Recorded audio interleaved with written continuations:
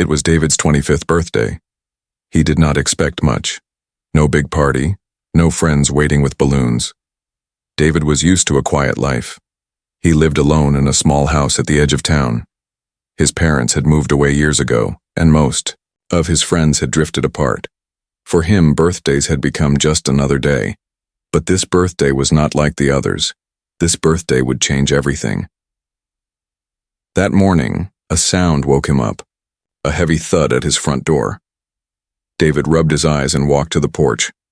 There, sitting in the early sunlight, was a huge box, taller than him, wide enough to block the door completely. His first thought was simple: delivery mistake. He had never ordered anything this large. The box looked strange, not like normal cardboard. Its surface shimmered faintly, almost like glass and metal mixed together. When David touched it, the material felt cold, yet it pulsed with a faint warmth like it was alive. There were no shipping labels, no address, no sender. Only one thing was written across the top in glowing letters. For David. Open on your birthday. David froze. How did anyone know it was his birthday? His heart began to race. He looked around the street. A couple of neighbors were out watering their lawns. They stared at the box, whispering to each other, but no one came close. David forced a laugh. Maybe it was a prank. Maybe one of his old friends wanted to surprise him. But deep inside, he felt a different truth. This was no prank. This was something else, something dangerous. He pushed the box, inside with great effort. It was heavy, yet somehow lighter than it looked, almost as if it was helping him move it. Once inside, he locked the door. His living room lights flickered the moment the box touched the floor. For several minutes, David just stared at it. Should he open it? Should he call the police? His phone was in his hand, his thumb hovering over the numbers, but then he heard it, a sound from inside. Soft, steady, like breathing. David dropped the phone. His pulse hammered in his ears. Something was inside. Slowly, he looked for a way to open it. At first, he saw no seams, no handles. But then the glowing letters changed. They shifted, rearranged themselves until they formed new words. Open me now. David stepped back. The box had no screen, no speaker, yet the letters moved like they were alive. His hand trembled as he touched the surface again. Suddenly, the box split open with a hiss as if responding to his touch. His cold mist poured out, filling the room with a strange metallic scent. When the mist cleared, David saw her. Inside the box lay a woman. She was not human, at least not fully. Her skin was pale with a faint silver glow, smooth as glass. Her hair shimmered like strands of light, shifting from black to blue to silver as the light touched it. Her eyes were closed and she breathed softly, peacefully, like she was only sleeping. David's knees weakened. She was beautiful, too beautiful in a way that felt unreal. Every detail of her face looked perfect, crafted like a sculpture made by someone who had studied beauty itself. She wore a thin, glowing suit that wrapped around her body like liquid light. Symbols glowed faintly on the fabric, symbols David did not recognize. He could not look away. Then, without warning, a hologram flickered to life above the box. A strange shape first, then a figure cloaked in shadows. The voice was deep, distorted. Impossible to tell if it was human or machine. The message spoke only one line. She is yours now. Take care of her. And then it vanished. David's living room went silent again. Only the woman's soft breathing filled the air. David staggered. Back. His mind screamed for answers. What is this? Who sent her? Why me? He tried to tell himself this was impossible. Things like this did not happen in real life. Women did not arrive in glowing boxes from nowhere. But then her eyes opened, bright silver, shining like stars. They locked onto his face immediately, as if she had known him forever. David's breath caught in his throat. The woman blinked slowly, Her lips parted, and in a soft, broken voice she whispered the first words. David. David's world spun. How did she know his name? He stumbled back, but could not look away. His heart pounded louder than ever before. The neighbors outside, the quiet street, the ordinary world, all of it faded. Only one thought remained. This woman, this alien, had been sent to him. But why? And from who? The gift had arrived. And David's life would never be the same again. The silver-eyed woman lay still inside the strange box. Her breathing was calm, steady, almost too calm for someone who had just been delivered like a package. David stood frozen. His mind raced. He wanted to run, but something stronger held him in place. Curiosity, fear, and wonder. She was not human. He could feel it in every detail of her face, in the faint silver glow of her skin, in the quiet hum that came from her body, like hidden energy waiting to be released. For a long moment, David simply stared. He half expected her to vanish like a dream. But then her fingers twitched. The faint movement startled him. Slowly, her hand reached up as if fighting against invisible weight.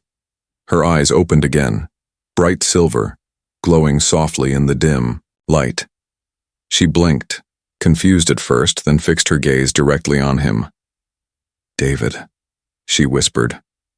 The sound of his name on her lips sent a chill down his spine. Her voice was soft, broken, like a radio signal from far away. She spoke as if she already knew him. Who are you? David asked. His throat was dry, his words shaking. The woman tilted her head, studying him like a scientist would study a rare specimen. Then, with a strange effort, she sat up. The mist around her faded and the box dissolved into glowing particles, vanishing completely. Only she remained. Her glowing suit adjusted itself, reshaping into a simple dress of silver threads. David gasped. The fabric moved on its own, as if alive. She looked down at her hands, opening and closing them slowly, testing her strength. Then she looked at him again. My name... She paused, searching for the right word. Lyra. David stepped back, bumping into his couch. What do you want from me? Who sent you here? Lyra's eyes softened. She blinked again, her silver pupils shimmering. I was sent to you. For you. David's stomach tightened. He remembered the hologram's voice. She is yours now. Take care of her. No. No. This is wrong, he muttered. People don't just arrive like gifts. You're not real. Lyra tilted her head again, almost amused. Not real? She touched her chest where her heart should be. The faint sound of a heartbeat echoed, stronger than his. I live. I breathe. I am real, David. Suddenly, the lamp beside them flickered and exploded with a crack. David jumped. Lyra's eyes flashed silver at the same moment. She looked surprised too, almost guilty. What was that? David whispered. Lyra lowered her hand. My energy, still not stable. It escapes. David's fear grew. She wasn't just alien. She was powerful, dangerous. Yet there was no anger in her, no threat in her voice. Only calm honesty. She stood slowly, her movements graceful, almost weightless. Though she looked fragile, every step carried strange strength, like she was built of something far beyond human muscle. David backed away. Listen, Lyra, if you're dangerous, I need to call someone. The police or... No. Her voice grew sharp for the first time. The lights in the room dimmed, then steadied again. She shook her head more gently this time. Do not call them. They cannot help you. They cannot help me. David frowned. Help you? What do you mean? Lyra's silver eyes glistened. I was not supposed to wake here. Not yet. My mission is broken. But I will explain. She raised her hand. In the air, glowing shapes appeared, symbols, patterns of light forming a small hologram. David watched in awe as spinning planets, stars, and strange alien writing filled his living room. "This," she said slowly, pointing to the glowing map, "is where I come from. A world far beyond your sun. I was created there, designed, sent." David felt his knees weaken. His living room, once so normal, now looked like a portal into another universe. "You were chosen," Lyra continued. Her words were halting, like she was learning English as she spoke. "I was sent to you. As gift. As test." David's heart pounded. "Chosen? Me? Why me? I'm nobody." Lyra stepped closer. For the first time, David could smell a faint scent around her, like rain mixed with electricity. She looked into his eyes, searching for something.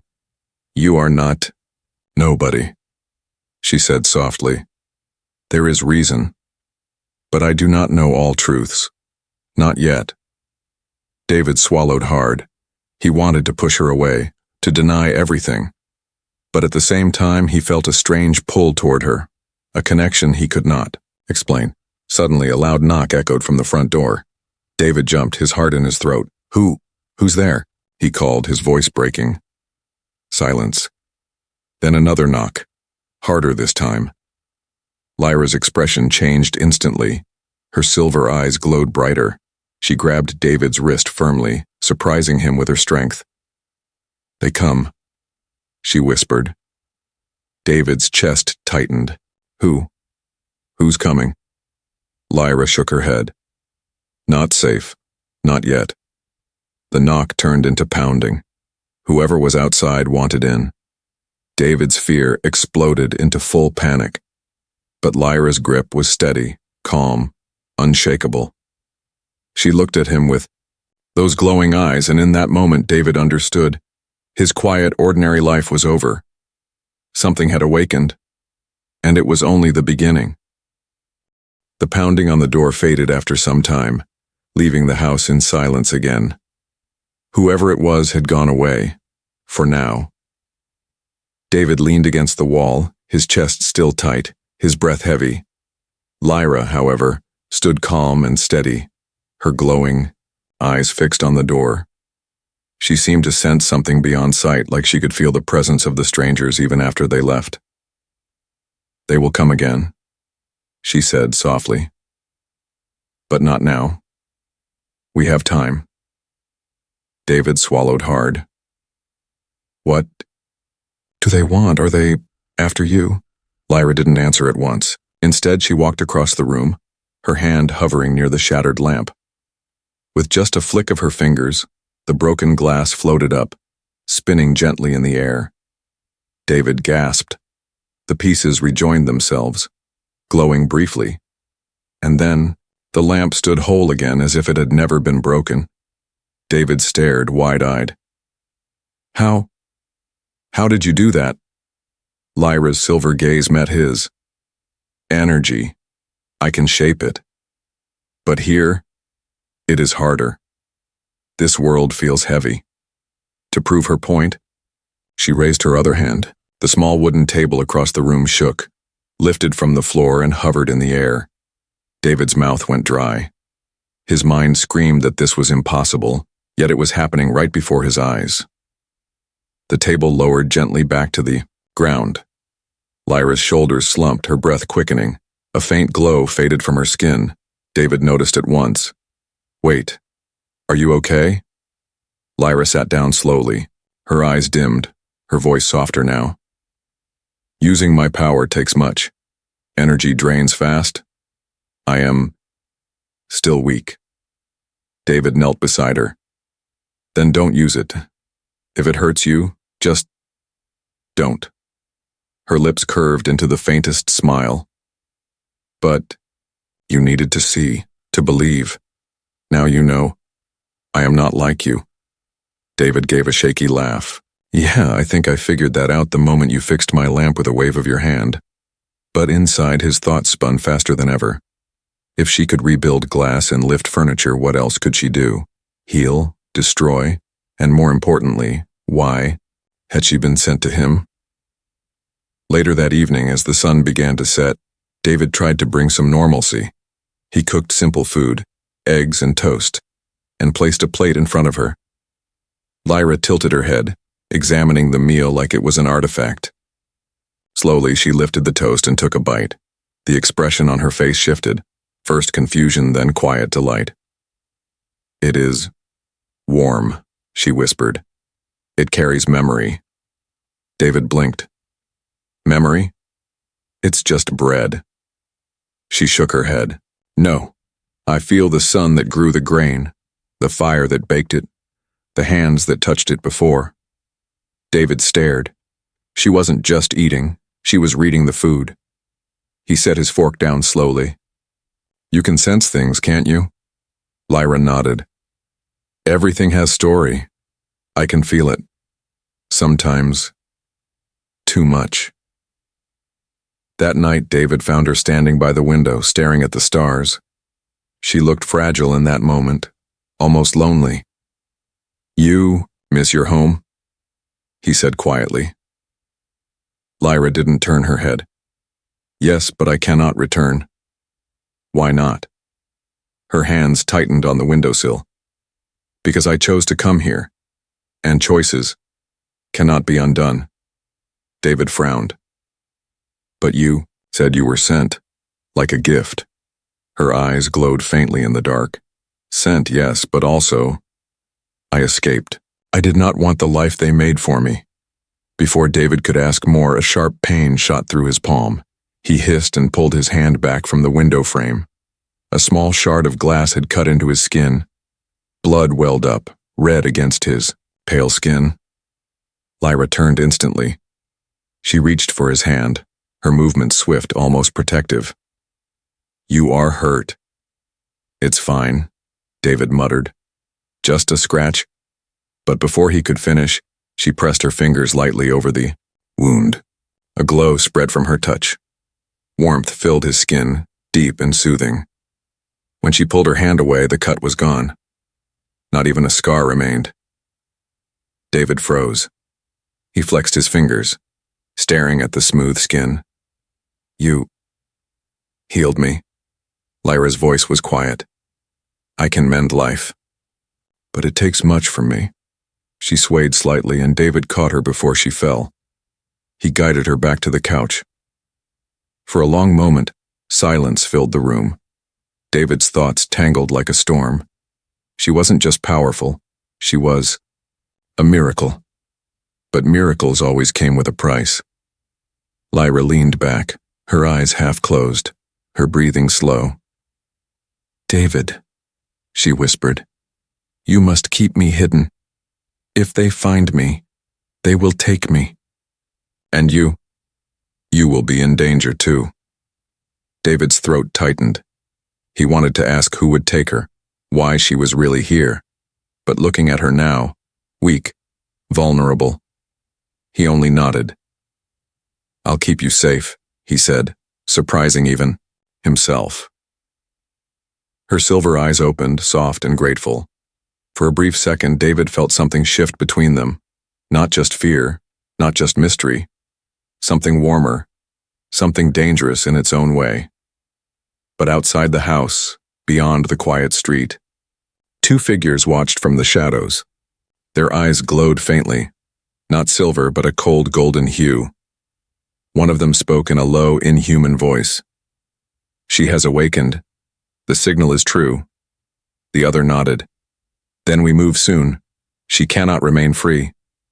Neither of them blinked as they vanished back into the darkness.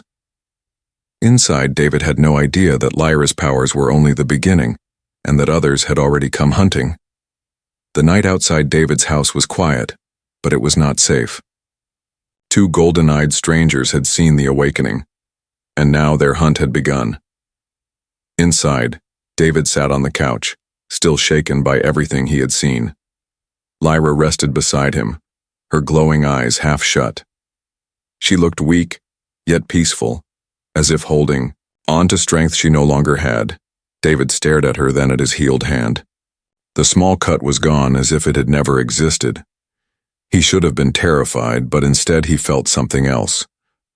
something strange, a need to protect her. The next morning, David tried to act normal. He pulled the curtains shut, made coffee, and turned on the TV. But the news made his heart skip a beat. Unusual lights reported last night, the reporter said. Several witnesses claimed to have seen strange figures near the outskirts of town. David quickly turned off the screen. His hands shook. They were here, the ones who knocked at the door. He glanced at Lyra. She was watching him, quiet but alert, as if she already knew what the news said. "They're coming for you, aren't they?" David asked. Lyra nodded slowly. "They are not human. They follow me. They will not stop." David's stomach tightened. "Who are they?" Her voice dropped to a whisper. "Hunters. My makers send them. They do not forgive escape." A sudden crash outside made David jump. He rushed to the window, careful not to move the curtains too far. Down the street, a black vehicle had stopped. Two men in dark coats stepped out. They looked human from a distance, but their movements were too precise, too perfect, as if controlled by something unseen. One of them raised his head. For the briefest moment, David saw his eyes, glowing gold in the morning light. David stumbled back. His heart pounded. "They've found us." Lyra stood slowly. Though she still looked weak, her expression turned sharp, serious. "Do not let them see fear. Fear feeds them." Before David could respond, the front door shook violently. A heavy knock echoed through the house. "Open," a deep voice commanded. "We know she is here." David froze. His legs wanted to run, but Lyra placed a hand on his shoulder. "Do not move." The knock came again, louder this time. The wood creaked under the force. David whispered, "They'll break the door." Lyra's silver eyes glowed brighter. "Then we leave another way." She pulled him toward the back door. Her steps were light, quick, almost floating. But before they could reach it, the window glass shattered. A golden-eyed figure climbed through, moving unnaturally fast. David gasped, stumbling back. The intruder's skin shimmered faintly, not quite human, not quite alien. His smile was cold, sharp. "Lyra," the hunter said, his voice smooth and mocking. "Your escape ends here. Return, and no harm comes to your human pet." David's stomach turned at the word pet. Lyra stood tall despite her weakness. I'm not yours anymore." The hunter's golden eyes narrowed. "You were made to serve. You cannot change what you are." Before David could think, Lyra raised her hand. Energy crackled in the air, silver light spilling from her fingertips. The hunter laughed softly. "You are too weak to fight." But Lyra didn't attack him directly. Instead, she pulled the shards of broken glass from the floor and flung them forward like silver bullets. The hunter raised his arm, blocking most of them, but one sliced across his cheek. A thin line of golden blood dripped down. His smile vanished. David's chest tightened. He grabbed Lyra's arm. "We have to run. Now!" They bolted out the back, Taniwar, into the narrow alley behind the house. The morning sun painted the sky in pale orange, but the shadows still felt thick, heavy. David's breath came fast, his heart hammering. Lyra moved with surprising speed, pulling him along. "Do not stop," she whispered. Behind them, the sound of footsteps echoed. The hunters were following, their movements in perfect rhythm, not even slowing to breathe. David glanced back and wished he hadn't. The hunters were faster than humans, their golden eyes glowing brighter as they closed the distance. Lyra suddenly turned into an old storage yard, weaving between rusted containers and broken fences. She stopped beside a wall and placed her palm against it. The metal trembled under her touch. A faint glow spread, forming a crack wide enough for them to slip through. David squeezed inside first, then helped her through. They hid in the shadows, crouching low, their breaths heavy. The hunters passed by, their golden eyes scanning the area. For a moment, David thought they were safe. But then one of the hunters stopped. He turned his head slowly, like a wolf catching a scent. David held his breath. His hand shook as he clutched Lyra's arm. The hunter stepped closer. Lyra leaned close to David's ear. "If they catch me, you must not follow. Do you hear?" "No," David whispered fiercely. "I'm not leaving. You?" Her silver eyes softened for a heartbeat. Then her expression hardened again. She raised her hand, her glow returning, brighter than before. David whispered urgently, "No, don't. It'll drain you." But Lyra ignored him. Energy burst from her palm, a silver flash that blinded the alley. The hunters stumbled back, hissing as the light burned against their golden eyes. "Run!" Lyra shouted. David grabbed her hand, pulling her through the crack in the wall. They stumbled into another street, hearts racing, lungs burning. The hunters' voices echoed behind them, cold and merciless. "You cannot hide, Lyra. You belong to us." David looked at her, fear and determination mixing inside him. "They're not stopping, are they?" Lyra shook her head. "No. They will chase until I am taken, or destroyed." David tightened his grip on her hand. "Then we'll make sure neither happens." For the first time, Lyra's lips curved into a real smile. "Then the hunt has truly begun." The night was long, and David could not sleep. He and Lyra had found shelter in an abandoned cabin far from town. Dust covered, the floor and the air smelled of old wood and rain, but at least for now they were hidden. David sat near the cracked window, staring out into the darkness.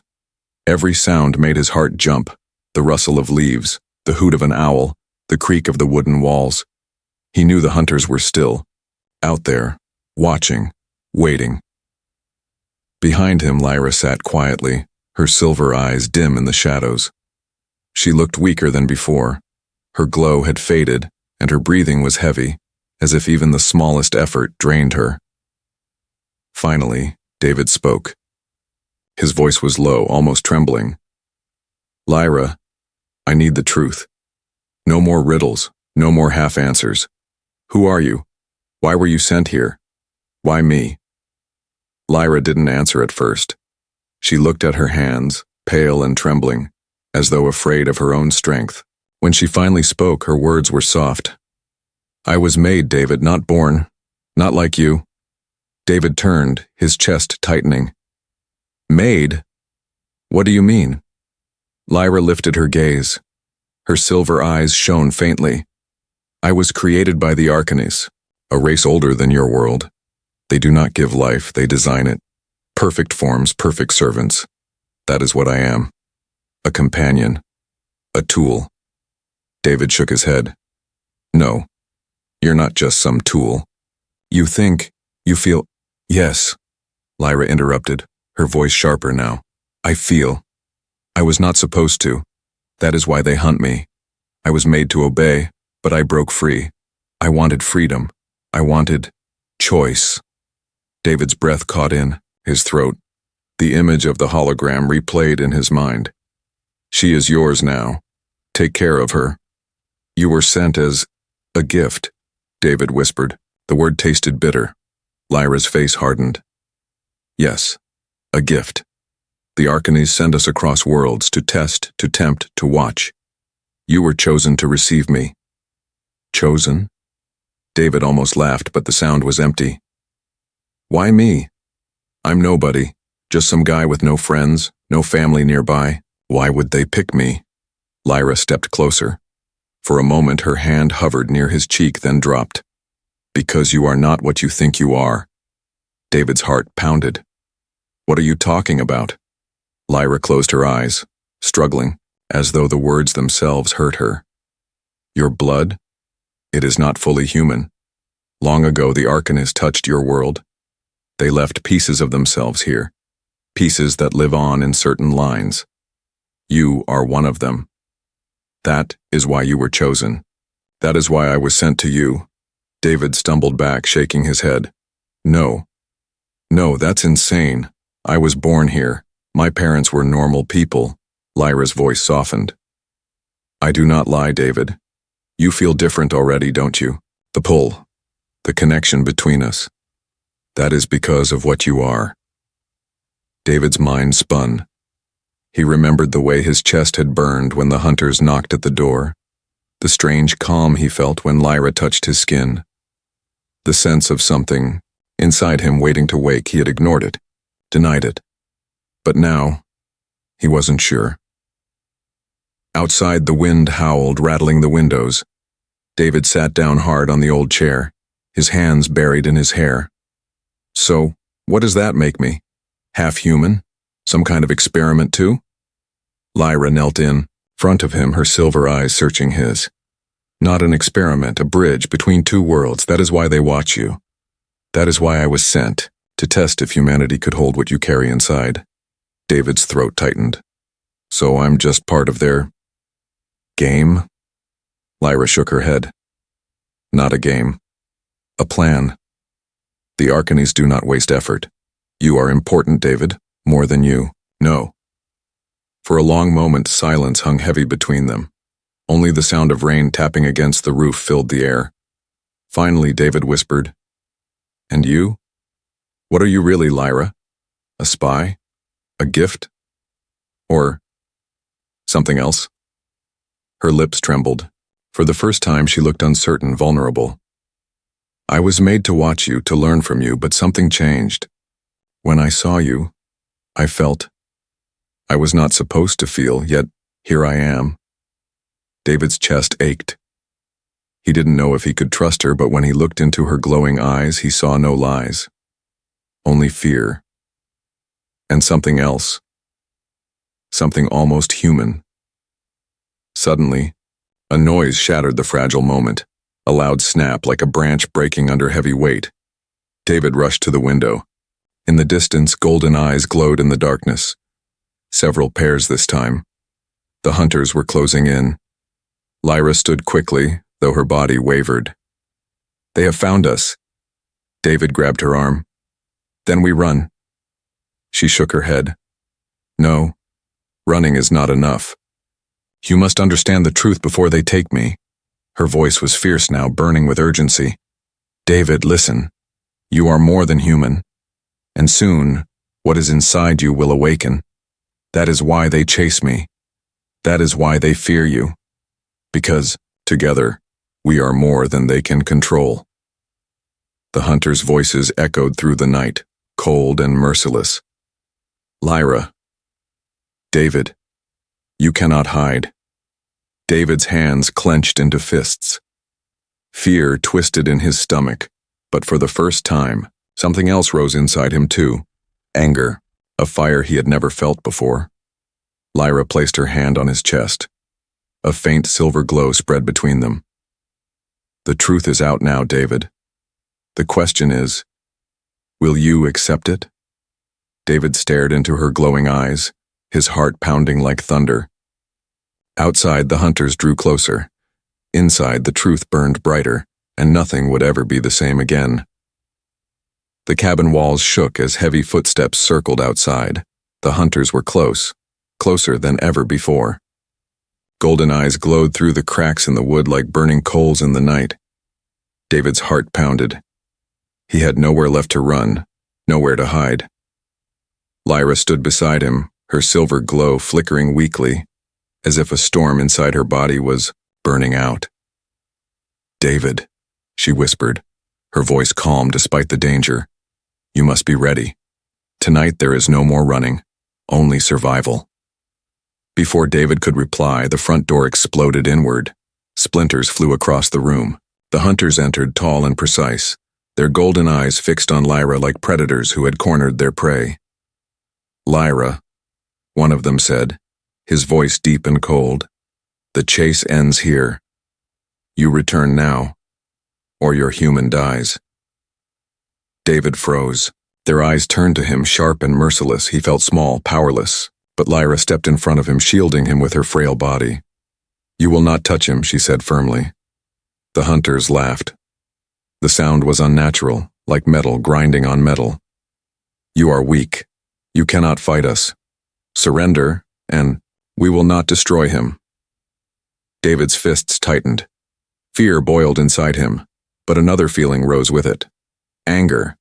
He was tired of being hunted, tired of hiding, tired of being treated like prey. "No," he said through clenched teeth. "She's not going anywhere with you." The hunters moved in unison. One lunged forward too fast for human eyes, but Lyra reacted instantly. Her hand flashed with silver light, throwing up a barrier of energy. The hunter slammed against it, sparks flying. David gasped. "You can fight them." Lyra winced, her knees trembling. "Not for long?" The second hunter leapt, crashing through the barrier's edge. His golden hand shot toward David's throat. At the last second, David ducked, pure instinct guiding him. He rolled to the floor, heart pounding. For the first time, he felt something strange inside him, like heat in his veins, like a pulse deeper than his heartbeat. Lyra screamed his name. Energy burst from her hands, throwing the hunter back against the wall. But the effort drained her. She fell to her knees, gasping. David rushed to her side. "We have to get out." She nodded weakly. Together they scrambled through the broken back wall of the cabin and into the woods. The night air was sharp and cold. Branches whipped at David's face as they ran. Behind them, the hunters gave chase, their footsteps heavy, unrelenting, never slowing. "They won't stop," David gasped. Lyra's voice was faint. "I know." They pushed deeper into the forest. The trees loomed like giants, their shadows twisting under the moonlight. David's lungs burned, but adrenaline kept him moving. Suddenly, a golden light flared behind them. One of the hunters raised his hand, and a beam of searing energy shot forward, slicing through the trees. A massive trunk crashed down inches from David. He stumbled, almost falling, but Lyra pulled him up. "Keep running." Branches cracked and fell as the hunters closed in. Their golden eyes shone through the dark, growing brighter with each step. David's mind screamed that this was hopeless. But inside him, that strange heat grew stronger. With every heartbeat, it spread through his chest, his arms, his legs. Finally, they reached a small clearing where the moonlight poured down like silver fire. Lyra collapsed to the ground, her body shaking. "Go," she whispered. "Save yourself." David knelt beside her, furious. "I'm not leaving you." The hunters emerged from the trees, their golden glow filling the clearing. They moved slowly now, certain of their victory. One of them pointed at David. "You cannot protect her. You are nothing." David's chest burned. The heat inside him surged, hotter than ever before. His vision blurred, his body trembling. He looked down at his hands and saw faint silver light pulsing under his skin. The hunters noticed it too. For the first time, their expressions changed. Shock, fear. "He is awakening," one of them hissed. David stumbled back, his breath ragged. "What? What's happening to me?" Lyra looked up, her eyes wide, shining with both fear and hope. "It begins. Your blood, your truth." The heat in David's body burst outward. A wave of silver light flashed across the clearing, throwing the hunters back like rag dolls. Trees cracked, leaves scattered in the wind. David stared at his glowing hands in disbelief. I did that." Lyra's voice was trembling, but strong. "Yes. You are not prey, David. You are the bridge. This is why they fear you." The hunters rose again, snarling. Golden cracks split across their skin, burning with energy. They charged, faster, angrier than before. David stood tall, his fists clenched. Fear still lived inside him, but now it burned with something greater. For the first time, he wasn't running. When the first hunter leapt, David thrust his hand forward. A burst of silver energy exploded, striking the creature midair and sending it crashing into the trees. The second lunged at Lyra, but David moved faster, faster than he thought possible. He caught the hunter's arm, silver light sparking from his skin. The hunter howled, twisting away. David's heart thundered. He wasn't weak anymore. The hunters retreated, their golden eyes glaring. "This is not the end," one growled. "The Arcanes will not allow this union." Then they vanished into the shadows, leaving the clearing silent once more. David dropped to his knees, exhausted. The silver glow faded from his skin. His body trembled, but deep inside he felt stronger than ever before. Lyra crawled closer, her hand touching his. You see now. The truth is alive in you. David looked at her, his chest still burning with energy. Then let them come, he said through heavy breaths, because I'm not running anymore. The chase had ended. The war had just begun. The forest clearing was silent again. Only the sound of David's heavy breathing filled the night air. His hands still glowed faintly with silver light, but the power inside him pulsed like a wild storm he could not control. Lyra lay against a fallen log, her strength almost gone, yet her eyes never left him. There was pride in them, and fear. David stared at his glowing hands. I'm not human, not completely. His voice shook. All this time I thought I was nothing. And now, Lyra whispered, now you are. More. But with power comes choice. That is what the Arcanists fear. Choice. Before David could answer, the ground trembled. A low hum filled the clearing, deep and metallic. From the sky above, beams of golden light cut through the clouds. A massive ship descended, its surface shining like liquid metal.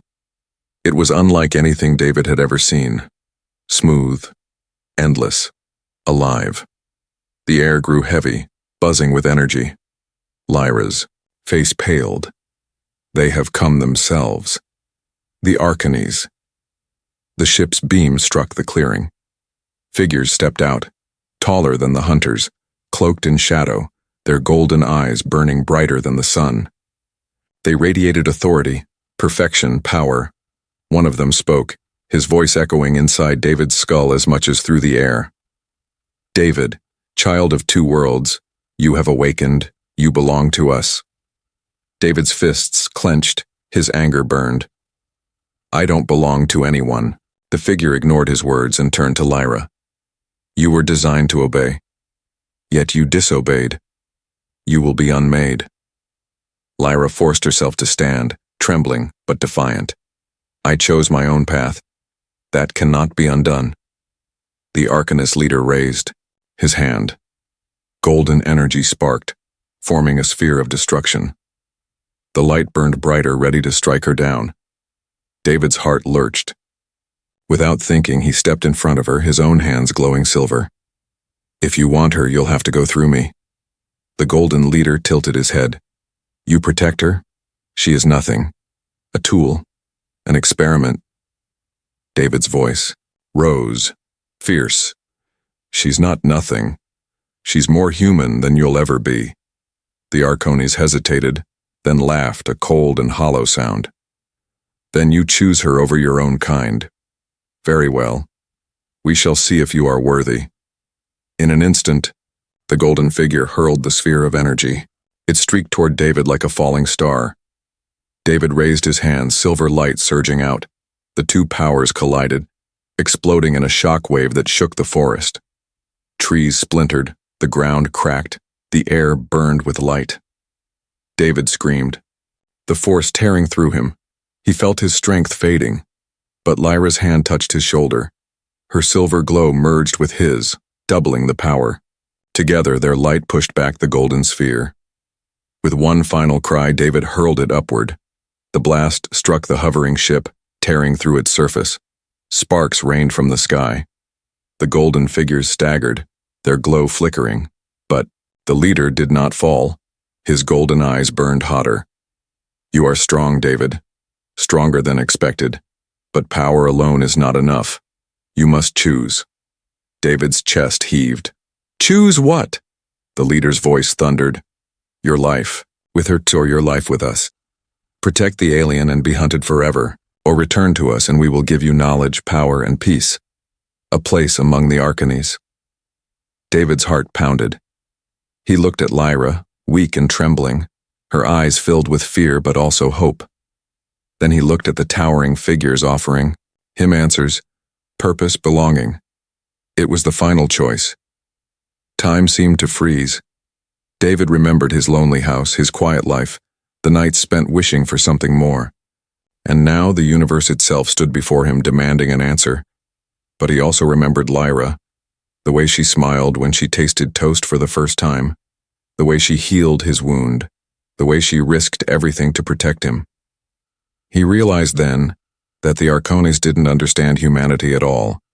Power meant nothing without love, without choice. David turned, his voice steady. I choose her. The golden leader's eyes flared. Then you are lost. He raised his hand again, but before he could strike, David stepped forward. Silver, light blazing from his body. The power inside him erupted, not wild anymore, but focused, controlled. A beam of silver energy shot from his hands, pure and unstoppable. It tore through the leader's golden glow, shattering it into fragments of light. The figure let out a roar before vanishing into dust. The remaining Arcanes recoiled. For the first time, they looked afraid. Their ship groaned, sparks raining from its wounds. In a blink, they retreated, vanishing into the sky. Silence returned to the forest. The ship was gone. The hunters were gone. Only the smell of burnt air and broken trees remained. David fell to his knees, his glow fading. He was exhausted, every muscle trembling. Lyra knelt beside him, her silver eyes shining softly. You chose, she whispered. David gave a tired smile. Yeah, I chose you. Tears glistened in her eyes, though she quickly wiped them away. Then you are no longer prey. You are free. David looked up at the night sky. The stars seemed brighter, closer, as if watching. He knew the Arcones would return one day. But he also knew something else. He wasn't afraid anymore. He had made his choice. And whatever came next, he and Lyra would face it together. The forest wind whispered through the broken branches, carrying a single truth. The gift had been sent to Earth, but the real gift was not Lyra. It was the choice she gave him.